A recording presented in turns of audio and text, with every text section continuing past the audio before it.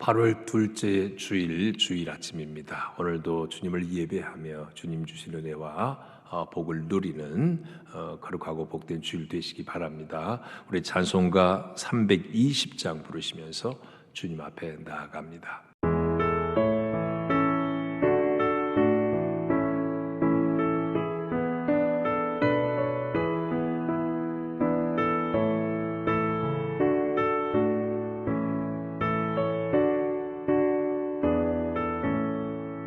나의 죄를 정케 하사 주의 일꾼 삼으신 구세주의 넓은 사랑 항상 찬송합니다.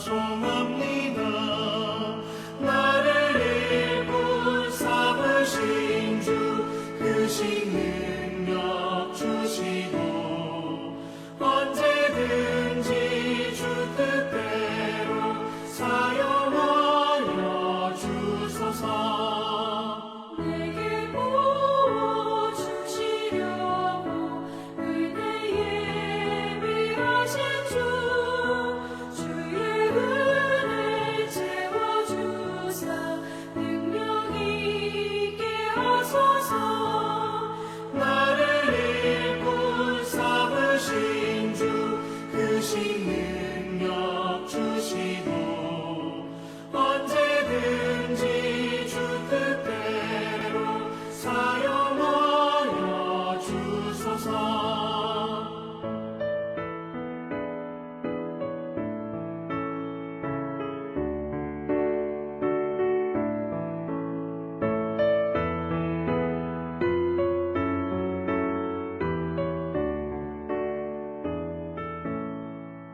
죄의 짐을 풀어주신 주의 능력 크도다. 나를 피로 사신 예수 내 맘속에 오소서. 나를 일꾼 삼으신 주 크신 능력 주시고 언제든지 주 뜻대로 사용하여 주소서. 주여 내게 성령으로 충만하게 채우사 생명수가 강물처럼 흐르게 하옵소서. 나를 일꾼 삼으신 주 크신 능력 주시고 언제든지 주 뜻대로 사용하여 주소서.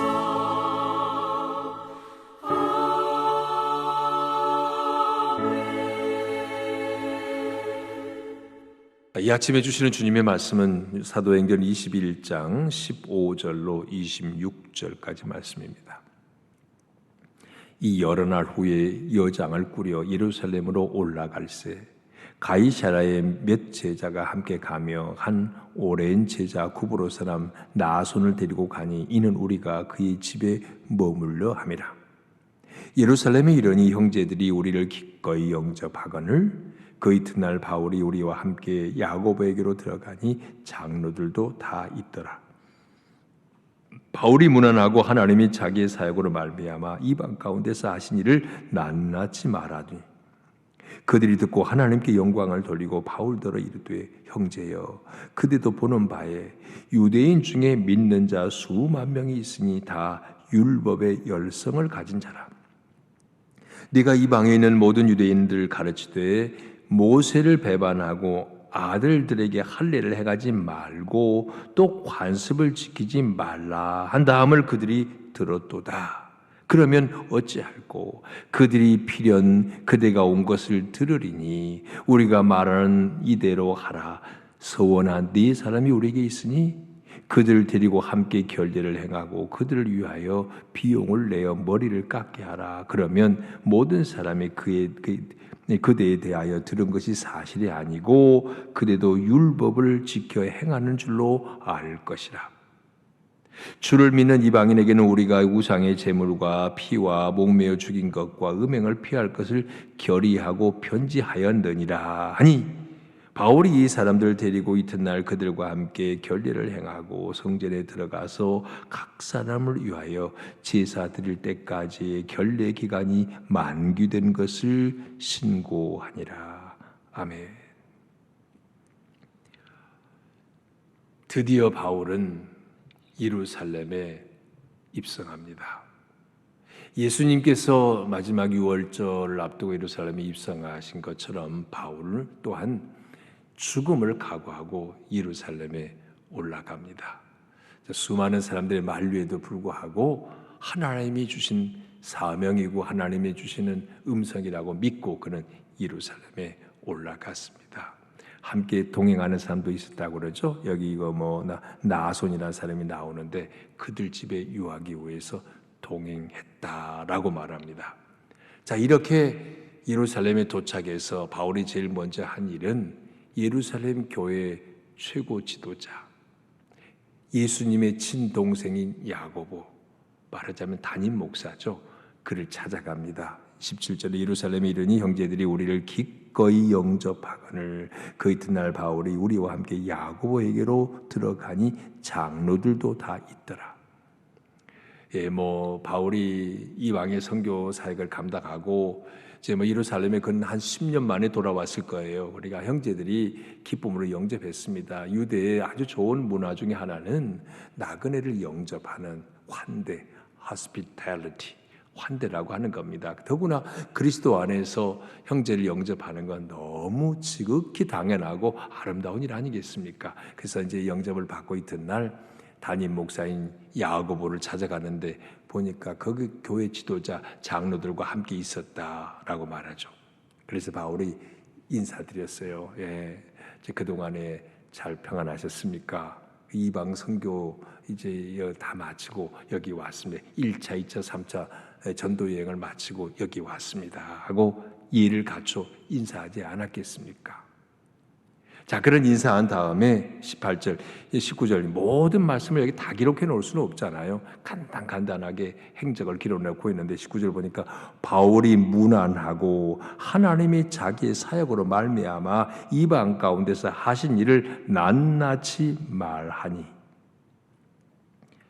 그 야고보와 장로들 앞에 바울이 한 게 뭡니까? 선교 보고했다는 겁니다.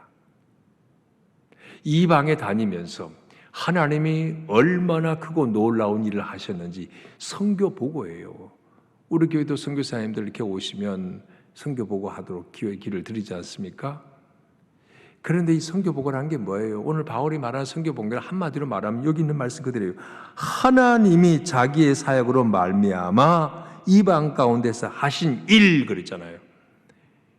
선교 보고의 핵심은 뭐예요? 하나님이 하신 일. 다른 말로 말하면 이거예요. 하나님이 하셨습니다. 보통 사람들은 이제 처음에는 그렇게 하다 보면 결국 내가 누구를 만났고 내가 무슨 일을 했고 이제 나중에는 주어가 자기로 바뀌어지는 경우들이 있잖아요. 이게 참 위험한 겁니다. 근데 바울은 분명했습니다. 선교 보고가 뭐냐? 하나님이 하신 일. 굳이 한마디 더 첨가한다면 나를 통해서 하신 일. 내 일이 아니고 내가 한 일이 아니고 그분의 일이고 그분이 하신 일인데 단지 나는 도구로 쓰임 받았을 뿐이에요. 이게 진정 하나님의 사람이 가져야 할 마땅한 자세입니다. 모든 일은 그분이 하셨습니다. 하나님이 하셨어요. 바울은 이렇게 선교 보고했습니다. 그 얼마나 놀라운 기적의 현장 그리고 얼마나 많이 매 맞고 돌 맞고 죽을 기도 겪었습니까마는 하나님이 그때마다 기적적으로 풀어내시고 간증을 하면 몇 날 며칠에도 다 못하지 않겠어요. 근데 바울의 간증이 자기가 겪은 일이 중요한 게 아니고 하나님이 하신 일 이걸 간증했어요. 이걸 선교 보고했습니다. 자, 이 선교 보고를 다 들은 야고보 목사님과 장로들의 반응이 뭐였느냐 보면요. 20절이죠. 그들이 듣고 하나님께 영광을 돌리고 하나님께 영광을 돌렸어요. 말하자면 현대적인 말로 말하면 할렐루야 주님을 찬양합니다 하고 박수하지 않았겠어요. 하나님께 영광. 하나님이 바울을 통해서 하신 일 모두가 하나님께 영광을 돌렸어요. 여기까지는 좋았어요. 그런데 야고보가 뭔 얘기를 하냐면요. 지금 이 유대에서 예루살렘 교회 교인들이지만 유대인들의 반응을 바울에게 전하고 있습니다. 그 하반절 말씀이에요. 20절 하반절. 형제여, 그대도 보는 바에 유대인 중에 믿는 자 수만 명이 있으니 다 율법의 열성을 가진 자라. 수많은 유대인들이 유대교에서 예수님 믿는 기독교로 말하자면 개종을 했어요. 수많은 사람들이 예수 믿는데 그들이 율법의 열성인 자라 라고 말하고 있습니다.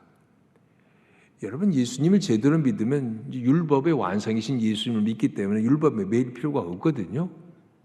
그런데 그들은 예수 믿는데도 불구하고 율법의 열심인 자라고 얘기했어요. 이게 뭔 말이겠습니까? 예수님 믿기 전에 율법에 그 충실했던 삶의 그 습관, 관습, 이게 몸에 배어가지고 예수 믿어서 이제 자유로운데도 불구하고 여전히 이전 율법에 매여 있던 그 상황을 못 벗어나고 있다는 얘기입니다. 그들도 문제지만 이렇게 된 그 근본 이유는 뭐냐면 사도들이 제대로 못 가르쳐서 그래요. 말하자면 교인들이 뭘 모르고 자꾸 옛날 관습에 머물러 있으면 문제는 뭐냐면 목회자의 문제죠. 제대로 가르쳐야죠. 그건 아니고 이건 이거고. 그런데 이 예루살렘 교회 지도자들이 이 역할을 제대로 못한 겁니다. 그래서 예수님을 믿는 수많은 무리가 생기긴 했는데 여전히 율법의 열성이 있다. 야고보가 이렇게 바울에게 얘기하고 있습니다. 이걸 자랑으로 했는지 모르겠어요. 여러분 엄격히 따지면 여기 야고보는 예수님의 12 제자, 사도 중에 하나가 아니죠. 예수님의 친동생. 예수님의 부활을 보기 전까지는 그가 예수 안 믿었어요. 뒤늦게 십자가의 죽으심과 부활을 보고 나서야 예수님을 믿었죠.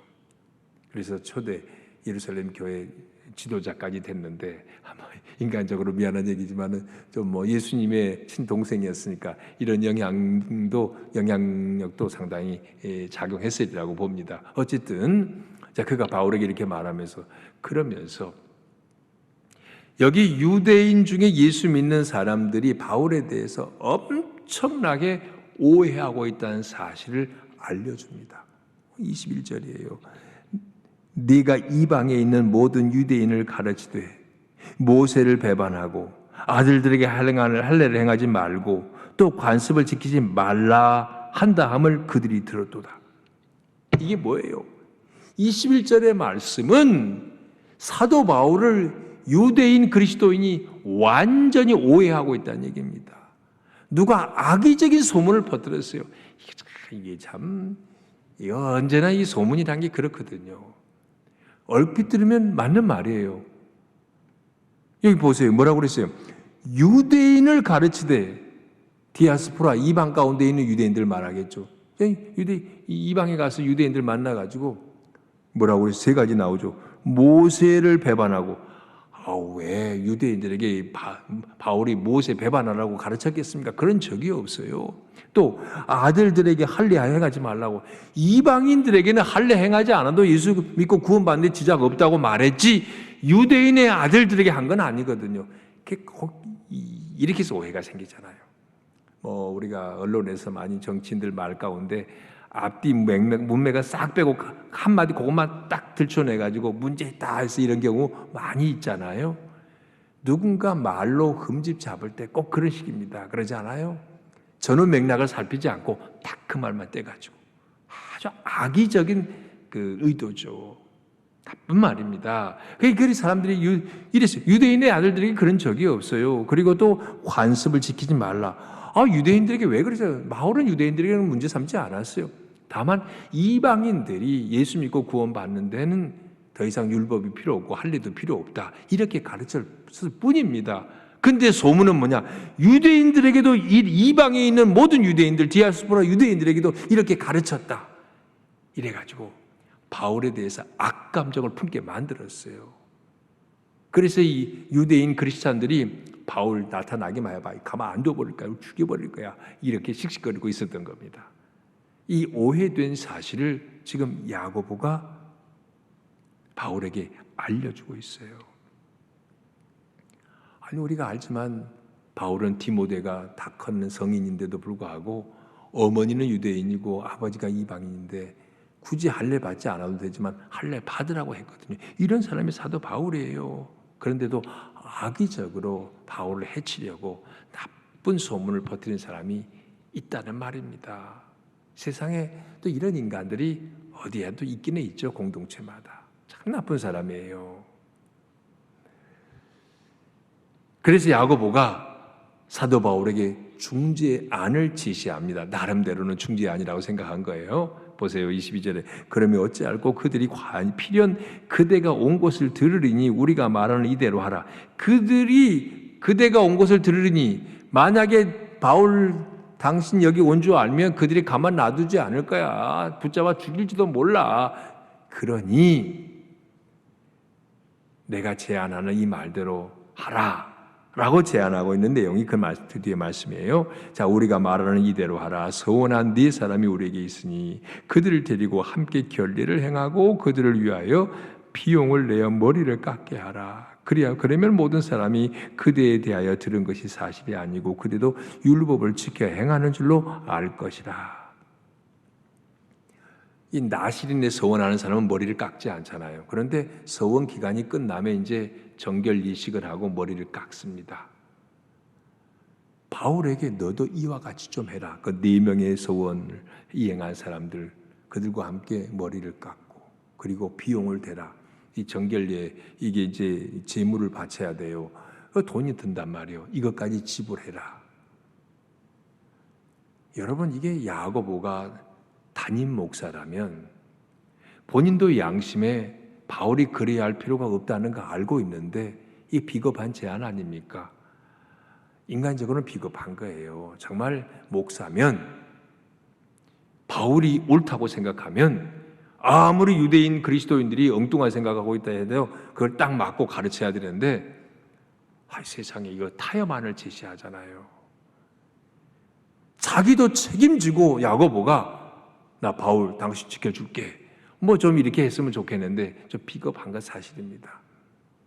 근데 물론 좋은 뜻으로 생각하자면 교회 화합을 위해서 말하자면 이 교인들이 수천 명 수만 명인데 말하자면 그들이 다 바울 죽이려고 씩씩거리는데 내가 여러분 조용히 하세요 라고 한다고 해서 쉽게 들을 분위기가 아니란 말이야. 그러니까 바울 당신도 내 중재안에 따라주면 좋겠어 라고 얘기한 거라고 들을 수도 있습니다. 좋게 말하면. 근데 이 말에 사실 그런 다음에 이제 그 25절에 말하는 것은 25절 말씀은 사도행전 15장에서 예루살렘 첫 번째 공회에서 결정한 내용 그런 게 있었잖아요. 그거 바울도 그거 따르기로 했거든요.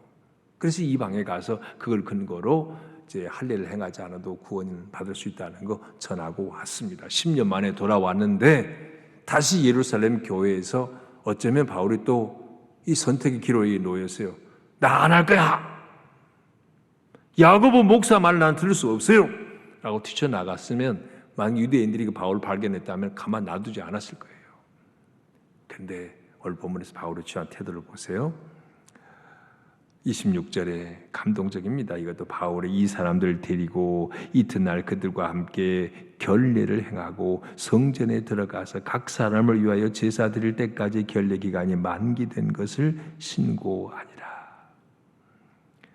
바울은요, 야고보 목사님이 제안한 대로 다 따랐습니다. 사실 바울은 그럴 필요가 없어요. 자기는 이미 복음 안에 자유하거든요.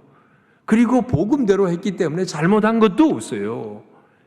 10년 만에 돌아왔으면 바울 목사님, 야고보 목사와 그 장로들이 바울 수고했다고 이제 좀 쉬어라고 극진히 대접하고 좀 이랬으면 얼마나 좋겠어요. 그런데 그러기는커녕 되레 바울이 할 필요도 없는 유대인들 율법주의에 머물러 있는 사람들이 행하는 것 같은 결례를 행하라고 이런 제안을 들으니 인간적으로 막 속이 터지고 갑자기 답답하고 그러지 않았겠습니까?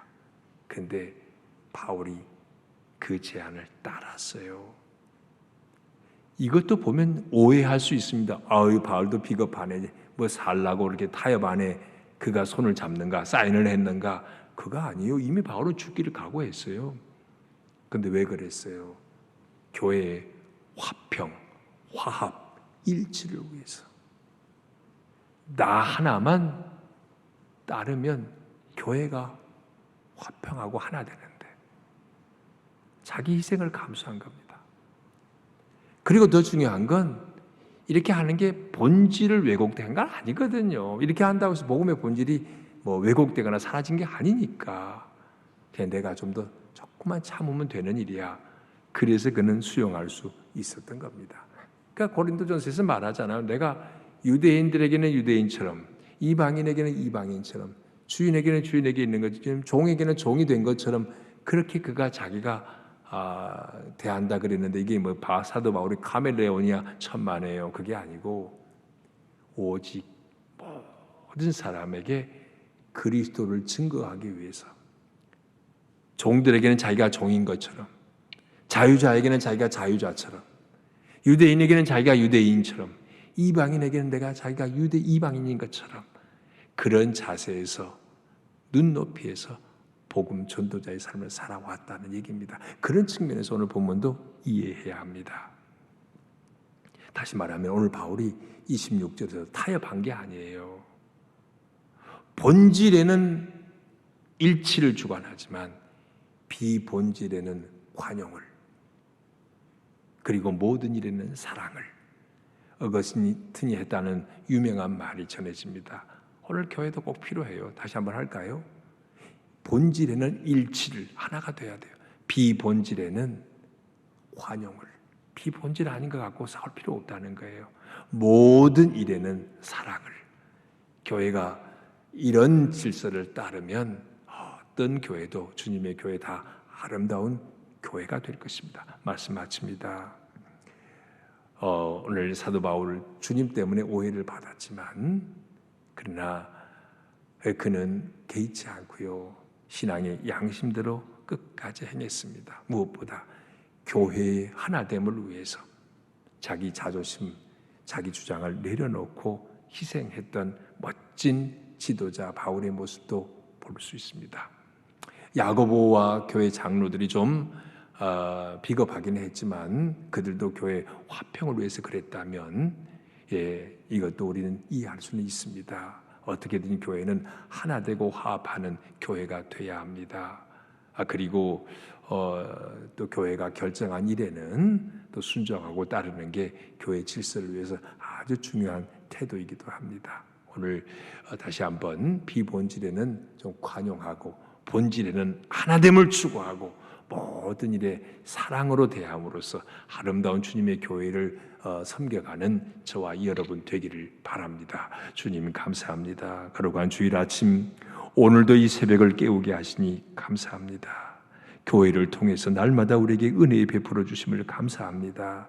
주의 피로 사신 교회, 이 교회가 주님의 뜻 가운데 하나가 돼서 하나님께 영광을 돌리고 세상의 무수 사람들을 주님께로 인도하는 구원의 방주 역할을 감당하는 교회가 되기를 원합니다. 본질에는 온전히 일치를 이루게 하시고 비본질은 서로 환영할 수 있는 너그러움을 주시고 모든 일에 사랑의 눈으로 볼 수 있는 마음들을 우리에게 불어넣어 주시옵소서. 하나님 아버지, 오늘도 우리 모든 성도가 흩어져 있든 휴가를 가든 어디 있든 주일 예배 하나님께 귀하게 존귀해 여기고 삶의 최우선 순위로 예배를 드릴 수 있게 하여 주시옵소서. 하나님 아버지, 또 이 나라 이 민족의 광복의 기쁨을 주셨는데 예수 그리스도 안에서 진정한 해방의 그 기쁨을 오늘도 누리며 이 한반도 여전히 냉전 가운데 있는데 이 땅을 하나님께서 온전히 복음 안에서 하나가 되는 날에 속히